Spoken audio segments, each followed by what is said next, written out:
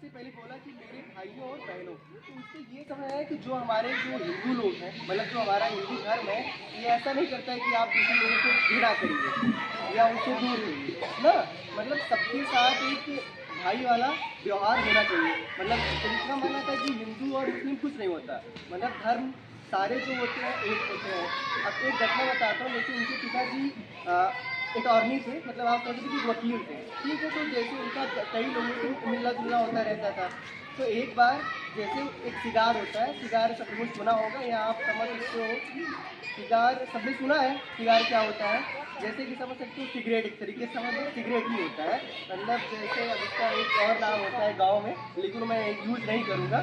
समझ लो सिगरेट होता है, तो कई लोग पी सकते हैं जैसे हाथ लगा के। तो क्या हुआ, उनके पिताजी जब वकील थे तो आए, तो जैसे जब अलग अलग रखे तो पीने के लिए कि ये है हिंदू के लिए और ये है मुस्लिम के लिए। तो नरेंद्र जी मतलब स्वामी विवेकानंद जी छोटे ही थे, लेकिन उन्होंने किया क्या कि गए और जो बॉक्स में रखा गया था, जो लिखा था हिंदू, उससे भी पी लिया सिगार, और जो लिखा था मुस्लिम उससे भी पी लिया सिगार।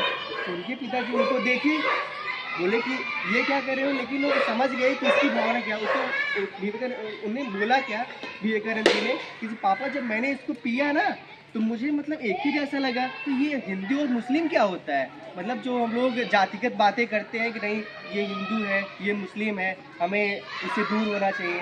तो इनका मतलब मोटिव था कि नहीं कोई हिंदू और मुस्लिम नहीं है, सब भाई भाई हैं। और दूसरी जो हम लोग कर रहे हैं, जो हमारे टीचर्स हैं यहाँ पे बैठे हैं, उनका जो सबसे बड़ा मोटिव था, उनका एक कथन था कि जो नर सेवा ही नारायण सेवा होती है। तो कहने का मतलब ये होता है कि अगर हम दूसरों की मदद कर रहे हैं, ठीक है, दूसरों की हेल्प कर रहे हैं, तो वो समझ लो भगवान की ही पूजा है। इसीलिए जो हमारे यहाँ पर शिक्षक हैं, ये भी आपको एक तरीके से आप समझिए कि उन्हीं से मोटिवेशन मिला है कि हम लोग ये मानते हैं कि अगर जो लोग परेशान हैं, अगर उनकी हम लोग मदद कर सकें या उनको हम कुछ सिखा सकें, तो हमारे लिए वही क्या होता है, सबसे बड़ी पूजा होती है। तो उनका एक कथन भी था विवेकानंद जी का कि नर पूजा ही, मतलब नर की सेवा करना ही, मतलब मनुष्य की सेवा करना ही ईश्वर की पूजा करने के समान होता है। तो कहना के मतलब ये है कि जैसे जो उन्होंने सिखाया उसको हम समझें और अपने जीवन में उसको उतारें। और एक कहानी एक और बताता हूँ।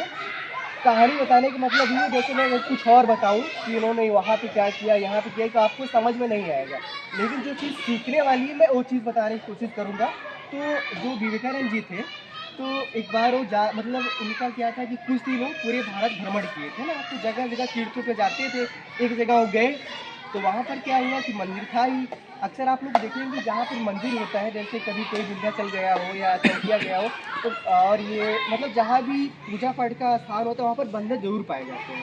तो हुआ क्या, विवेकानंद जी गए तो उनके पास आप लोगों ने देखा होगा एक बैग रहती थी जो टांगे रहते थे। तो हुआ क्या, जब गए पूजा स्थल वहाँ पर की, कुछ बंदर क्या हुआ उनके पीछे लग गए। और बंदर पीछे क्यों लगे, उनको ये लगा कि जो महाराज जी इसमें रखे हुए हैं, तो महाराज जी आगे निकले वहाँ से, बंदर भी उनके पीछे पीछे चले गए। तो स्वामी विवेकानंद जी और तेज़ बढ़ना शुरू किए, बंदर भी और तेज़ बढ़ना शुरू किए। इसके बाद हुआ क्या, भागते रहे, लेकिन फिर एक व्यक्ति मिला विवेकानंद जी को। उन्होंने कहा कि आप रुकिए यहाँ पे, रुकिए। फिर रुक गए हो। फिर उन्होंने क्या किया कि जो बंदर आ रहे थे उनको उनसे मतलब अपनी आँखें मिलाई, एक तरीके से रुक गए ना। तो क्या हुआ कि कुछ देर बंदरों ने उनको देखा और फिर क्या है, बंदर सारे क्या हुए, वापस चले गए। इससे सीखने वाली बात ये है कि जैसे कभी भी लाइफ में जब विपत्ति आए, कोई समस्या है, तो हमें उसको फेस करना चाहिए। हमको उसके पीछे नहीं, मतलब भागना नहीं चाहिए। अगर भागेंगे तो चीज़ क्या होगी, हमारे और पीछे हमारा पीछा ही करेंगे। और अगर रुक कर हम उसका मुकाबला करेंगे तो वो चीज़ क्या होगी, हमसे दूर भाग जाएगी। तो कभी भी ऐसा होता है ना कि जो हम पढ़ते हैं, कुछ चीज़ हमको समझ में नहीं आती है ना, मैथमेटिक्स लगाते हैं नहीं समझ में आती है, ठीक है, तो उसको कोई नहीं, एक बार हम और पढ़ें, फिर हमें आना शुरू हो जाएगा। आप लोगों ने देखा होगा जो विषय आपको नहीं आता उसका एक कारण होता है कि आप उस पर टाइम भी नहीं देते हो और आपको लगता है कि मुझे आएगा नहीं। तो सीखने वाली बात ये है कि आप उसको और टाइम दो और वो आपको पढ़ने में आए, ठीक है। और कुछ जो फैक्चुअल बातें हैं जो मुझे पहले करनी चाहिए थी, लेकिन मैं अब बता दे रहा हूँ। जैसे कि जो विवेकानंद जी थे, उनका जो पूरा नाम था क्या था, नहीं, उनका जो मूल नाम था, ओरिजिनल नेम क्या था, पता है किसी को, एनीवन? नरेंद्र दत्त, ठीक है। तो अच्छा ये बात होती है कि इनको विवेकानंद किसने कहा, स्वामी विवेकानंद किसने कहा इनको, किसी को पता है क्या? हो सकता है हमारे टीचर्स को भी नहीं पता होगा ये।